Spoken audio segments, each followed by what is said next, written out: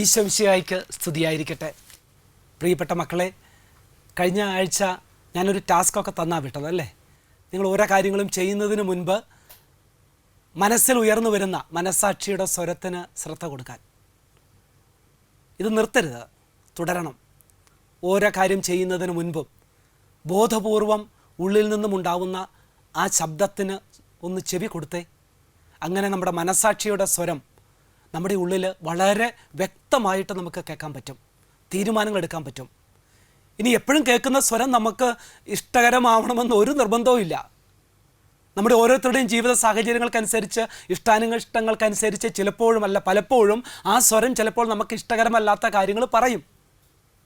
പക്ഷേ ഇഷ്ടകരമല്ലെങ്കിൽ പോലും അതിൽ നന്മയുടെ സ്വരമെങ്കിൽ ആ നന്മയുടെ സ്വരമെന്ന് ഉറപ്പിക്കണം. അതിനുള്ള കാര്യങ്ങളാണ് നമ്മൾ പഠിക്കുന്നത്. അതിന് നമ്മൾ ചെവി കൊടുക്കുക. നമുക്ക് പ്രാർത്ഥിച്ച് തുടങ്ങാം മക്കളെ. ഒരു നിമിഷം കണ്ണുകളടയ്ക്കുക. എൻ്റെ ഈശോയെ, കഴിഞ്ഞ ഒരാഴ്ചയായി ഞാൻ എൻ്റെ ഉള്ളിലുള്ള മനസ്സാക്ഷിയുടെ സ്വരത്തെ കൂടുതൽ വ്യക്തമായിട്ട് കേൾക്കാൻ ശ്രമിക്കുകയായിരുന്നു. പലപ്പോഴും ഞാൻ കാണുന്നു ആ സ്വരം എൻ്റെ ഇഷ്ടത്തിനനുസരിച്ചല്ല എന്നും ഞാൻ കാണുന്നു. ചിലപ്പോൾ അത് തിന്മയുടെ വശത്തു നിന്ന് ചില സ്വരങ്ങളും ഞാൻ കേൾക്കുന്നുണ്ട്. അങ്ങനെ ഒത്തിരി അവ്യക്തതകൾ, ഒത്തിരി പ്രശ്നങ്ങൾ ഞാൻ അനുഭവിക്കുന്നുണ്ട് എൻ്റെ ഈശോയെ. ഇവിടെയാണ് വ്യക്തമായിട്ട് കാര്യങ്ങൾ തീരുമാനമെടുക്കാൻ ഞാൻ ബലഹീനനാണെന്നും അറിയുന്നുണ്ട്. ഇവിടെ എനിക്ക് നിൻ്റെ ശക്തി വേണം, നിൻ്റെ കരുതൽ വേണം. പരിശുദ്ധാത്മാവിനെ അയച്ച് എൻ്റെ മനസ്സാക്ഷിയുടെ തലങ്ങളിലേക്ക് പ്രകാശമായിട്ട് കടന്നു വരണമേ. പരിശുദ്ധ അമ്മേ, മാതാവേ, എനിക്ക് സഹായമായിട്ട് കൂടെ ഉണ്ടാവണമേ. പിതാവിൻ്റെയും പുത്രൻ്റെയും പരിശുദ്ധാത്മാവിൻ്റെയും നാമത്തിൽ ആമേൻ. പ്രിയപ്പെട്ട മക്കളെ, നമ്മൾ മനസ്സാക്ഷിയെക്കുറിച്ചാണ് നമ്മൾ കണ്ടത് അല്ലേ? മനസ്സാക്ഷി, ആ സ്വരം കേട്ടിട്ടുണ്ടെന്ന് കഴിഞ്ഞ ഒരാഴ്ച നിങ്ങൾ കൂടുതൽ വ്യക്തമായിട്ട് കേട്ടിട്ടുണ്ടെന്ന് എനിക്ക് ഉറപ്പുണ്ട്.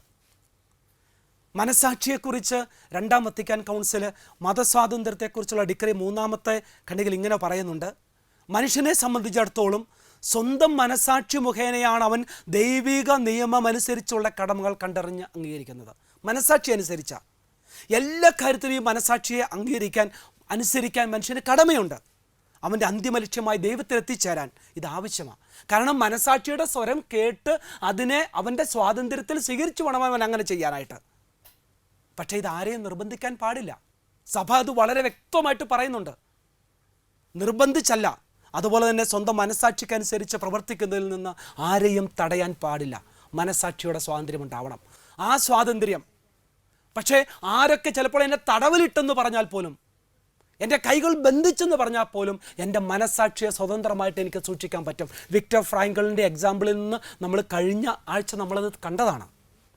പക്ഷേ മനസ്സാക്ഷിയുടെ സ്വരം ഇടയ്ക്കൊക്കെ തെറ്റും. ഏത് സാഹചര്യങ്ങളിൽ അത് നമ്മൾ അറിയണം.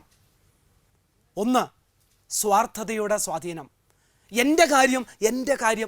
കാരണം ഇപ്പോഴത്തെ കാലം അതിനു വേണ്ടിയാ അല്ലേ? ഇങ്ങനെ ഒത്തിരി തത്വങ്ങളായിട്ട് നമ്മുടെ മുമ്പിലേക്ക് വെക്കാറുണ്ട്. ഇങ്ങനെ പറയും, ഇവൻ ഈ ദൈവവചനത്തെ കോട്ട് ചെയ്തുകൊണ്ട് പറയാറുണ്ട്, നിന്നെപ്പോലെ നിൻ്റെ സഹോദരനെയും സ്നേഹിക്കണം. ഈ നിന്നെപ്പോലെ എന്നുള്ളതിന് വലിയ പ്രാമാണിത്വം കൊടുത്തിട്ട് നിൻ്റെ സഹോദരനെ എന്നുള്ളതിനെ നമ്മളങ്ങോട്ട് അവഗണിച്ച് കളയും. ഈ നിന്നെപ്പോലെ വളരുന്നതിന്, അതിനെ നമ്മൾ സ്വാർത്ഥത എന്ന് പറയുന്നത്. അങ്ങനെ സ്വാർത്ഥത കൂടുമ്പോൾ നമ്മുടെ മനസ്സിലെ ചിന്തകളും മനസ്സാക്ഷിയുടെ സ്വരവും അതിലേക്ക് പോകും. എനിക്കെന്തോ പ്രയോജനം കിട്ടും, എനിക്ക് പ്രയോജനം കിട്ടാത്തത് വേണ്ട. എൻ്റെ അപ്പനെ നോക്കുന്നതായാലും, പ്രായമായ അപ്പനെ നോക്കുന്നതായാലും, അമ്മയെ നോക്കുന്നതായാലും എനിക്കെന്ത് കിട്ടും? അവരെ കൊണ്ട് കാര്യമുള്ളപ്പോൾ ഓക്കെ ഉണ്ടോ സ്വാർത്ഥത. അങ്ങനെ ഒത്തിരി അപ്പനമ്മമാരെ ഈ തെറ്റായ മനസ്സാക്ഷിയുടെ സ്വരം കേട്ട് തള്ളുന്ന മക്കൾ കൂടുതലുണ്ടാവുന്ന ഒരു കാലത്തിലാണ് നമ്മൾ ജീവിക്കുന്നത്. 2, നന്മതിന്മകളെക്കുറിച്ചുള്ള അജ്ഞത. ഈ ചിത്രത്തിൽ നിങ്ങൾക്ക് കാണാം അല്ലേ? അവിടെ എൻ്റെ തലയെ കവർ ചെയ്യുന്ന, കാഴ്ചയെ, ആ തിരിച്ചറിവിനെ കവർ ചെയ്യുന്ന ചില സാധനങ്ങളുണ്ട്. ഞാനത് മാറ്റുന്നില്ല. അറിയാതിരുന്ന ഒരു കുഴപ്പമില്ലല്ലോ. ഒരു തരം ഒട്ടകപ്പക്ഷിയുടെ സിൻഡ്രോം ഒട്ടകപ്പക്ഷി സിൻഡ്രോം അല്ലേ? ഓസ്ട്രിച്ച് സിൻഡ്രോം എന്ന് പറയും. ഒട്ടകപ്പക്ഷിയെ ഈ ചെന്നായിട്ട് ഓടിക്കുമ്പോഴത്തേനും, ഓടി മടുത്ത് കഴിയുമ്പോഴത്തേനും പെട്ടെന്ന് ഒട്ടകപ്പക്ഷി എന്ത് ചെയ്യും? മണ്ണിലേക്ക് തലയങ്ങ് പൂഴ്ത്തും. അപ്പോൾ ആരെയും കാണത്തില്ല. അപ്പോൾ ഒട്ടകപ്പക്ഷിയും കരുതുന്നത് എന്നാണെന്നറിയാവോ? തനിക്ക് ആരെയും കാണാത്തതുപോലെ ചെന്നായും തന്നെ കരുതുന്നില്ല, അല്ലെങ്കിൽ നരിയും തന്നെ കാണുന്നില്ലെന്നാണ് കരുതുന്നത്. നിമിഷങ്ങൾക്കുള്ളിൽ ഒട്ടകപ്പക്ഷിയെ നരി വന്ന് പിടിക്കുകയും ചെയ്യും. ഇതുപോലെ എനിക്കൊന്നും അറിയണ്ട, എനിക്കറിയണ്ട. അടുത്തത് വികാരങ്ങളുടെ സമ്മർദ്ദം. ഇടയ്ക്കെങ്കിലും നമ്മൾ പറയല്ലേ, എനിക്കെന്താ ചെയ്യേണ്ടതെന്ന് എനിക്കറിയത്തില്ല. സമ്മിശ്രമായ വികാരങ്ങൾ ഉണ്ടാകുമ്പോൾ, അല്ലേ, ദേഷ്യവും കോപവും ഒക്കെ കൂടെ വരുമ്പോൾ, അല്ലെ അങ്ങനെ വികാരങ്ങളുടെ ഒരു കൺഫ്യൂഷൻ കൊണ്ട് ചിലപ്പോൾ എൻ്റെ തീരുമാനങ്ങൾ തെറ്റായിട്ട് വരാം. അതുപോലെ തന്നെ ബാഹ്യപ്രേരണകൾ. പ്രിയപ്പെട്ട മക്കളെ, ഇത് നിങ്ങളുടെ ഈ പ്രായത്തിൽ ഒത്തിരി നമ്മൾ ശ്രദ്ധിക്കേണ്ടതാണ്. നിങ്ങൾ ഏറ്റവും കൂടുതൽ നിങ്ങൾ ചെവി കൊടുക്കുന്ന ഇപ്പം നിങ്ങളുടെ കൂട്ടുകാർക്കല്ലേ. പ്രിയപ്പെട്ട മക്കളെ, ഒരു കാര്യം ഓർത്തോണം കേട്ടോ, ഒരു കാര്യം ഓർത്തോണം. നിന്നെ ആവശ്യമുള്ള കുറേ പേര് ഈ പരിവട്ടങ്ങളിൽ, ഈ ചുറ്റുവട്ടങ്ങളിലുണ്ട്, പരിസരങ്ങളിലുണ്ട്. നിന്നെ ആവശ്യമുള്ള, എന്തുകൊണ്ട്? നീ ഒരു ക്രൈസ്തവനായതുകൊണ്ടായിരിക്കാം ചിലപ്പോൾ. അപ്പം നിന്നെ അടർത്തിയെടുക്കാൻ ആഗ്രഹിക്കുന്ന ശക്തികളുണ്ട്, അതൊരു യാഥാർത്ഥ്യമാണ്. ഇവിടെയാണ് നമ്മുടെ കൂട്ടുകെട്ടുകളിലും മറ്റുമൊക്കെ ബാഹ്യ സ്വാധീനങ്ങളിൽ നമ്മൾ വളരെ ശ്രദ്ധിക്കേണ്ടത്. ഞാനിത് പറയുന്നത് ആരോടും കൂട്ടുകൂടണ്ട എന്നുള്ളതിനെക്കുറിച്ചല്ല മക്കളെ, ഓർത്തോണം. കൂട്ടുകൂടണമെന്നല്ല പറയുന്നത്, മറിച്ച് തിരഞ്ഞെടുപ്പുകൾ വേണം. ഏതറ്റം വരെ പോകണം. ചിലരെ നമ്മൾ എവിടെ നിർത്തണം? നമ്മളിങ്ങനെ ഈ സൈക്കോളജിയിൽ ഇങ്ങനെ പറയാറുണ്ട്, പബ്ലിക് സ്പേസ് എന്ന് പറയും. നമ്മളൊരു ബസ് സ്റ്റോപ്പിൽ പോയി നിൽക്കുമ്പോൾ ഒത്തിരി പേര് അവിടെ ഇവിടെയൊക്കെ കാണും. നമുക്ക് അവരിവിടെ നിൽക്കും. എനിക്ക് അയാളെ അറിയത്തില്ല, അയാൾക്ക് എന്നെ അറിയത്തില്ല. ഓക്കെ, അങ്ങനെ ചിലരെ നമ്മൾ അകറ്റി നിർത്തേണ്ടതുണ്ട് വിശ്വാസത്തിൻ്റെ കാര്യത്തിൽ.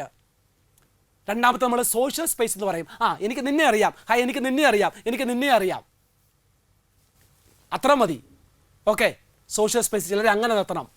വേറെ ചിലരുണ്ട് പേഴ്സണൽ സ്പേസിൽ നിർത്തേണ്ടവർ, കുറച്ചും കൂടെ ഇൻറ്റിമേറ്റ് ആയിട്ട് നിർത്തേണ്ടവർ. യെസ്, ഇനി നാലാമത്തെ ഒരു സ്പേസ് ഉണ്ട്, ഇൻറ്റിമേറ്റ് സ്പേസ് എന്ന് പറയും. ഇൻറ്റിമേറ്റ് സ്പേസ്, ഏറ്റവും അടുപ്പം.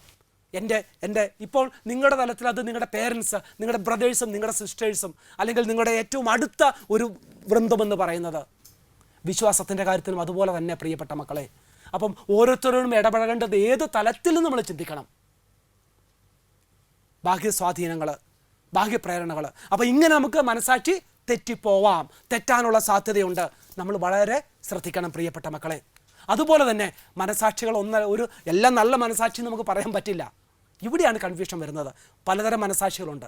നിങ്ങൾ ഈ ലേബൽ നിങ്ങൾ കണ്ടിട്ടുണ്ടായിരിക്കും അല്ലേ? നോക്കിയേ, നിയമപ്രകാരമുള്ള മുന്നറിയിപ്പ്, പുകവലി ആരോഗ്യത്തിന് ഹാനികരം, ഏത് സിഗരറ്റ് പാക്കറ്റിൻ്റെ കവറയിലും ഉണ്ട്.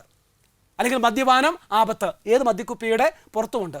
എന്നിട്ടും പോയി കുടിക്കുന്നുണ്ട്, എന്നിട്ടും പോയി വലിക്കുന്നുണ്ട്, അല്ലേ? അതായത് ചെയ്യുന്നത് തെറ്റാന്ന് അറിഞ്ഞിട്ടും ചെയ്യുക. ഇങ്ങനെയുള്ള മനസാക്ഷി നമ്മൾ പാപകരമായ മനസാക്ഷി എന്ന് പറയും. നമ്മളൊക്കെ ഇങ്ങനെ ചിലപ്പോൾ ചെയ്യാറില്ലേ? ഇത് തെറ്റാന്ന് എനിക്കറിയാം, എന്നാലും ഞാൻ ചെയ്യുന്നു. ഒന്നാമത്തെ ടൈപ്പ് മനസാക്ഷി. രണ്ടാമത്തെ നമ്മൾ ചഞ്ചല മനസാക്ഷി എന്ന് പറയും. തെറ്റേത് ശരിയേതെന്ന് നിശ്ചയിക്കാനാവത്തില്ല. ഇത് ശരിയാണോ, ഇത് തെറ്റാണോ? ഇവിടെ അറിവിൻ്റെ കൺഫ്യൂഷനാണ്, ക്ലാരിറ്റി ഇല്ല, കൃത്യതയില്ല. ഇതിനെ നമ്മൾ ചഞ്ചല മനസാക്ഷി എന്ന് പറയും. രണ്ടാമത്തേത്. ഇനി മൂന്നാമത്തേത് നോക്കിയേ. ഈ കഥാപാത്രത്തെ നിങ്ങൾ കണ്ടിട്ടുണ്ടല്ലേ? അല്ലേ? മണിച്ചിത്രത്താഴ് എന്ന സിനിമയിൽ എന്നെ ശരിക്കും ഒന്ന് നോക്കിക്കേ, എൻ്റെ പെരുമാറ്റത്തിൽ എന്തെങ്കിലും ഒരു ചെറിയ പന്തികേടുണ്ടോ എന്ന് നോക്കിക്കേ. എന്നിട്ട് നമ്മളെ വെള്ളം എന്നൊക്കെ പറയുന്ന യെസ്, അതുപോലെ തന്നെ. അതായത് വെള്ളമില്ലാത്തടത്തും വെള്ളം കാണുന്ന ഈ പുള്ളിയുടെ പ്രശ്നം ഇതുപോലെ തന്നെയാണ്. പാപമില്ലാത്തടത്ത് പാപം കാണുന്ന ഒരു സ്വഭാവം, എന്നിട്ട് പ്രവർത്തിക്കുക.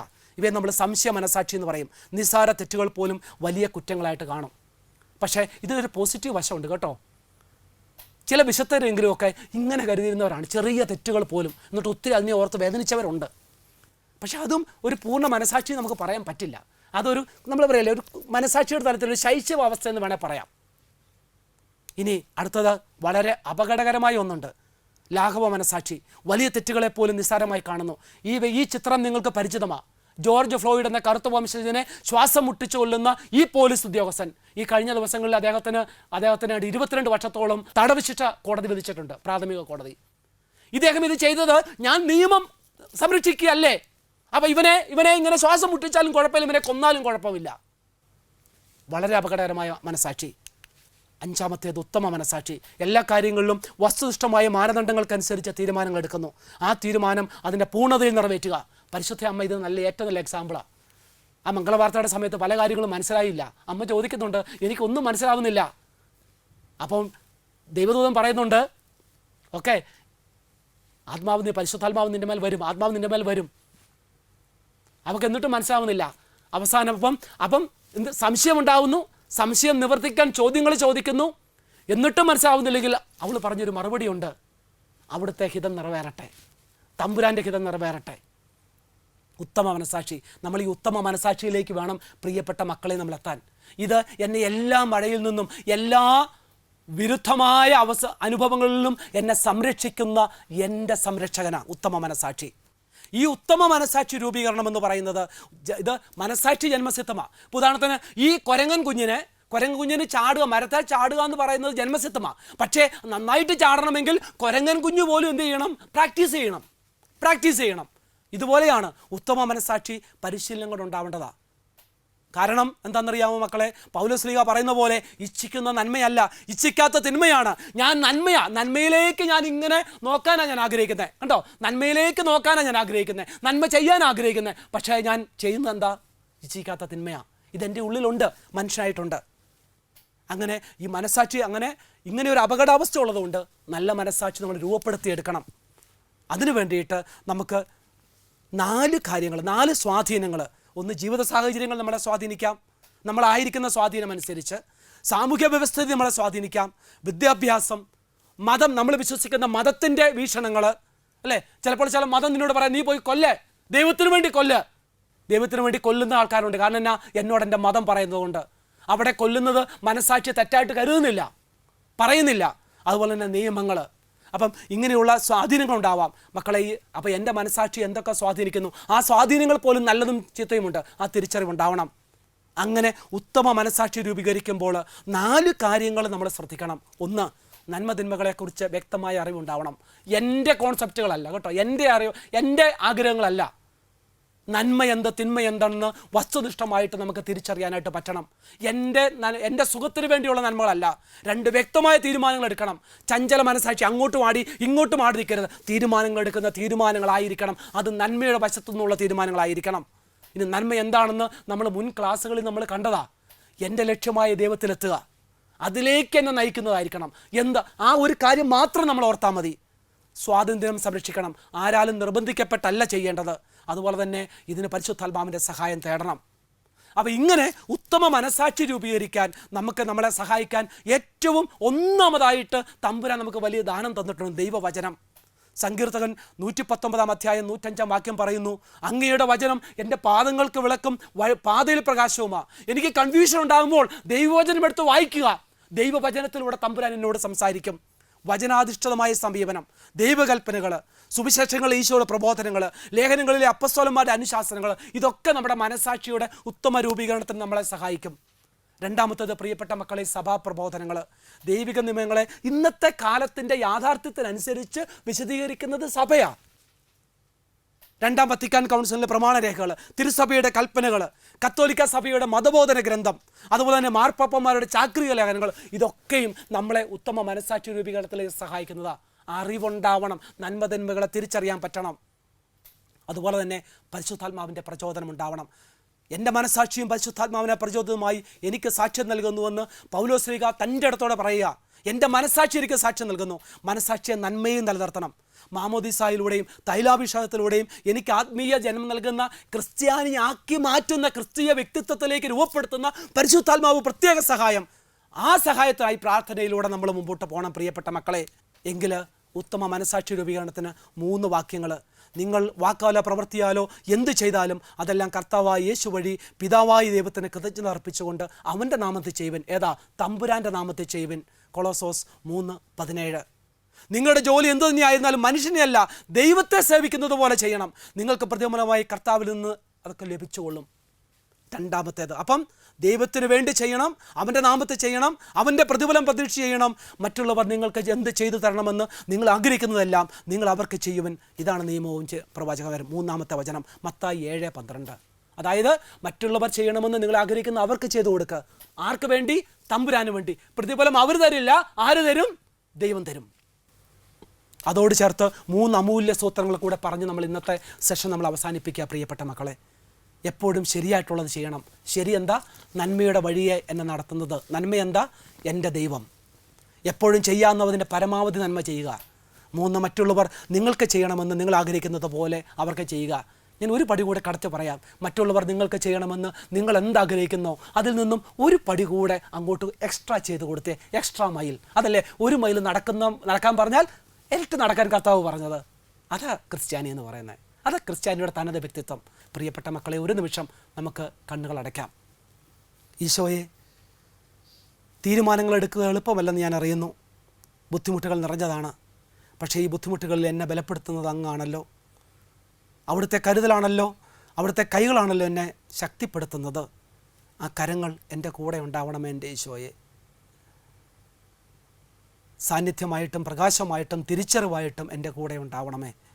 പിതാവിൻ്റെയും പുത്രൻ്റെയും പരിശുദ്ധാത്മാവിൻ്റെയും നാമത്തിൽ ആമേൻ.